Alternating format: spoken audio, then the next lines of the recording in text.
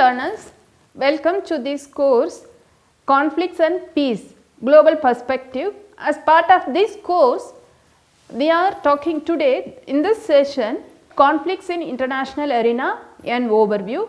In this session, we define the conflict and how the conflict is perceived at the international level.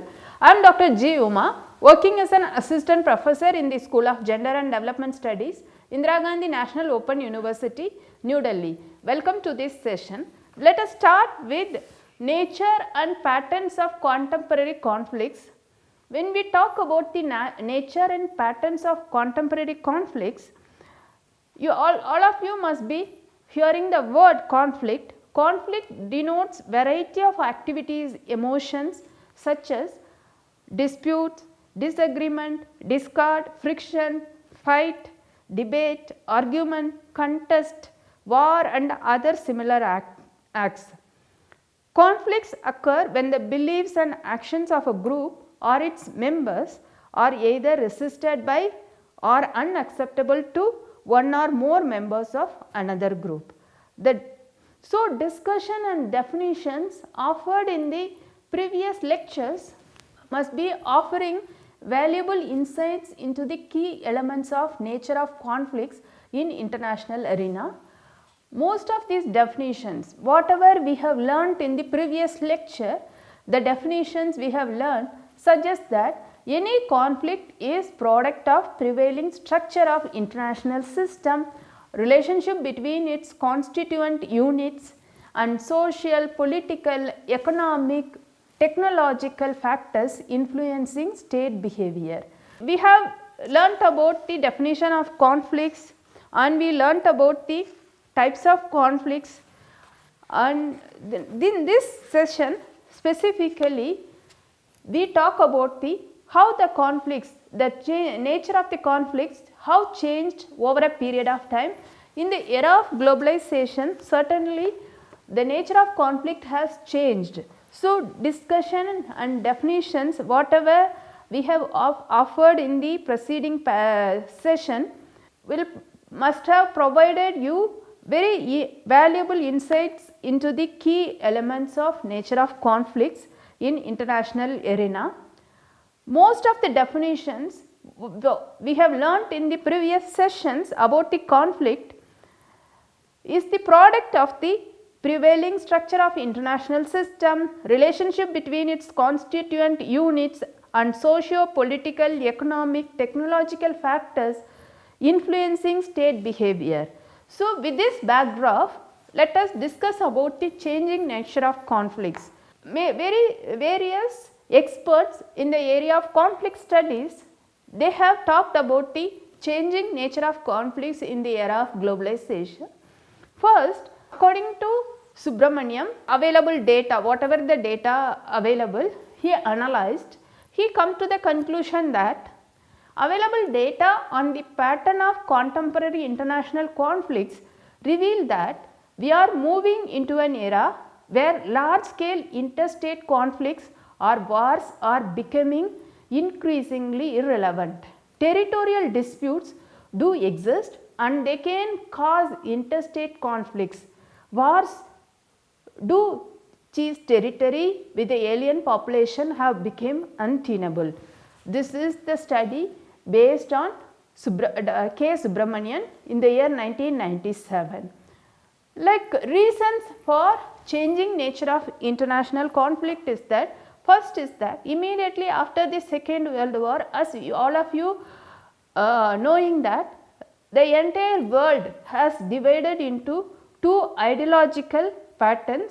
So, ideological and structural level that have strengthened the global norms against war, that is the first thing.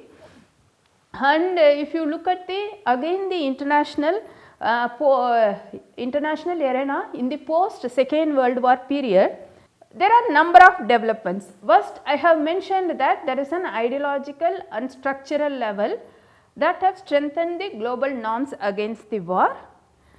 And also you all know that immediately after the Second World War, UN has came into existence. There have been a concerted efforts by the UN and other international agencies towards prevention and management of conflicts, as well as at the civil society level also there have been growing concerns over destructions caused by war and its impacts on development and human lives. Next important thing about the changing nature of conflict is the globalization. The globalization is basically, when we talk about the globalization, most of us we think about only economic globalization and neoliberal economic policies. The imperatives of globalization and the resultant interdependence for economic activities and also expansion of mass media and information technology and growing importance of trade and development, these all things have created the environment where armed conflicts and wars are not encouraged. Okay? There is a growing realization that economic development, trade and commerce, greater democratization and empowerment of common people have created incentives and structures where peaceful resolutions of conflicts are encouraged. That is the another important thing. Additionally, there is an evolving and expanding global security governance, despite all its limitations, have been effective in driving down the number of armed conflicts in contemporary international order. And how the patterns of conflict in international arena in the era of globalization, let us look into it. The available data clearly shows that, available data with regard to armed conflicts clearly shows that there is a patterns of conflict in international arena is changing. The interstate conflicts in the form of full scale conventional wars are also becoming less common in international arena. If you look at the data, we can easily come to the conclusion that yes, the conflict is also, the patterns of conflict is also changing. Of the 56 major armed conflicts registered in the decade of 1992 to 2005, only 3 were of interstate nature, all others were internal conflicts, even though in 14 of them of foreign troops were engaged in one side or the other. Another report, if you look at the another report, that is called Human Security Report 2013, also suggests that the share of high intensity conflicts, those that cause 1000 or more casualties, that is in the deaths in the battleground per year, has gone down. Data between 2000 and 2012 suggests that high intensity conflicts have relatively in a very low level. For example, in 2011 there were only 6 high intensity conflicts were reported in Afghanistan, Libya, Pakistan, Somalia, Sudan and Yemen. Some of these conflicts have been active and among the deadliest for many years. This is based on the Human Security Report 2013. According to UCDP, 40 armed conflicts were active in 2014, that is the highest number since 1999 and an increasing of 18% as compared to 34 armed conflicts reported in 2013.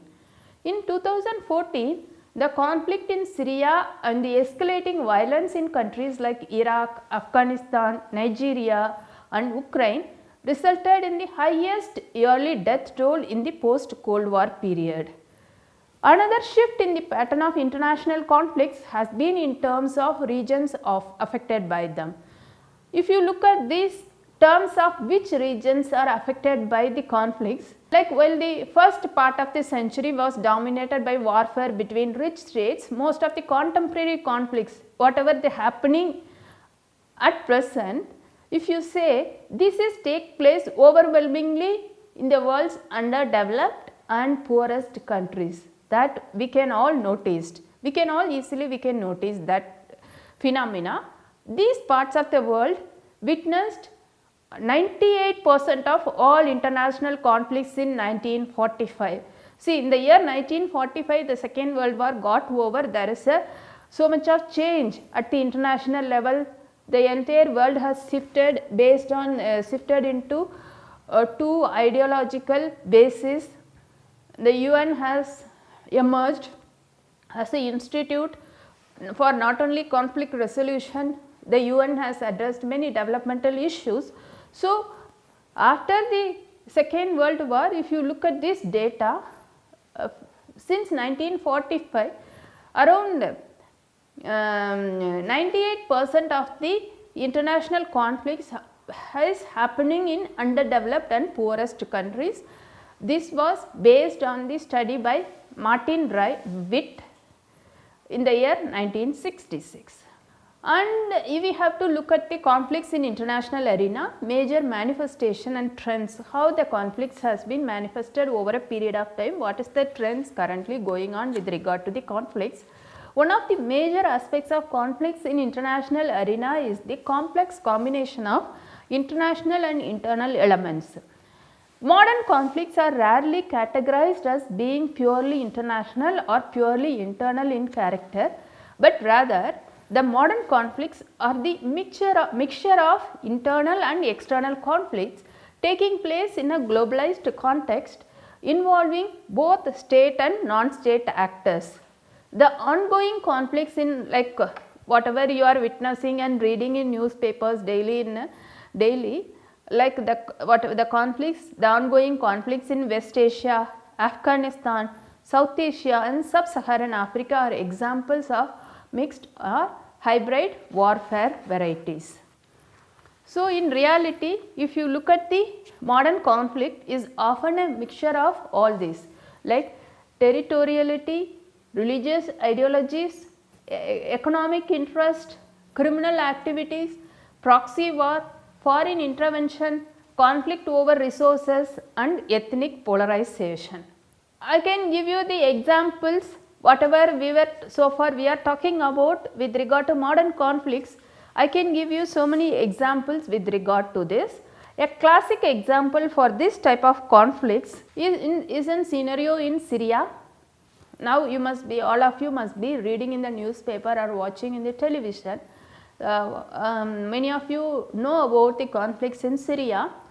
In Syria, what they are witnessed a mixture of internal and international conflicts since 2011, where the Bashar Assad's regime with the support from Russia, Iran and Iran supported Hezbollah fighting against the range of opposition groups including Al-Qaeda, affiliate Jabhat al-Nusra and Islamic State of Iraq and Al-Sam, both which have also been target of airstrike by the US-led coalition forces. This conflict is a classic example of what we are talking about now, that Syria conflict. This conflict is a classic example of a mixture of opposition against repressive regime, religious extremism, geostrategic interest of global and regional powers such as US, United States, Russia, Iran, Saudi Arabia and Turkey that have fueled and sustained the conflict. For example, another important factor we need to understand in the 21st century is the sub-conventional wars, that is growing importance of non-state actors. Almost all, like for example, in most of the whatever the examples I have given, the mentioned conflicts, non-state actors have emerged as potent adversaries. In many of them, in collusion with state actors are also used as tools of proxy wars of one nation against the other. Like for example, in a contemporary conflicts, the non-state actors are increasingly become lethal and with the access to technology and equipment that previously only conventional state forces could afford to. Almost all, like what I have mentioned, non-state actors also playing a very significant role in the current scenario. Almost all contemporary conflicts such as in Syria, the great powers are involved primarily to serve their political interest. Like in a Lebanon war in the year 2006, Russia-Georgia conflict in 2008, Sri Lankan conflict in 2009 and India-Pakistan conflict over Jammu Kashmir since 1990s, Operation Enduring Freedom in Afghanistan. These all the conflicts clearly indicate growing importance of non-state actors.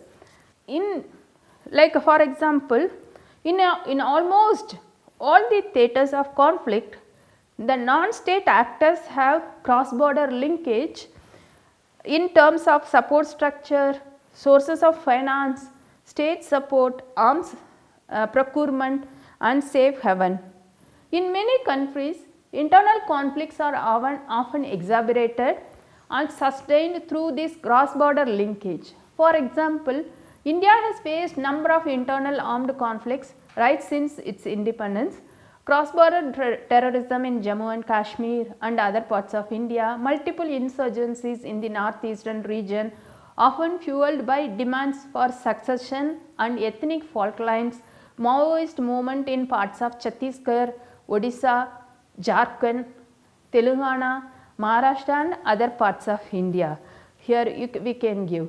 So, though internal factors remain important, many of these movements, for example, many of these movements have grown and sustained due to their cross-border linkage in terms of state support, financial network, arms supply and ideological affinity with similar groups. Many of these groups they try to explore the possibilities of using new technology, and the globalization has certainly provide certain advantages for them to contact internationally. All those things, then the use of information technology and cyberspace, these all the things added new dimensions in the contemporary conflicts. And for example, subconventional wars were essentially the war between the weak and the strong. Basically these kinds of war they fought to win the political loyalty of the people and people centric, all those things. So, the internal factors remain important. Many of these movements they have grown sustained due to their cross border linkage in terms of state support, financial network, arms supply and ideological affinity with similar groups. In many cases, if you look at this, these groups have been able to get support from this section of the population, exploiting new technologies and globalization to their advantage and posing threat to those they perceive as their enemies. And also these groups, many of these groups, they use information technology and cyberspace, and these has, as I have mentioned already, these have added new dimension to the contemporary conflict. Another important conflict here we need to understand is that religious extremism and terrorism.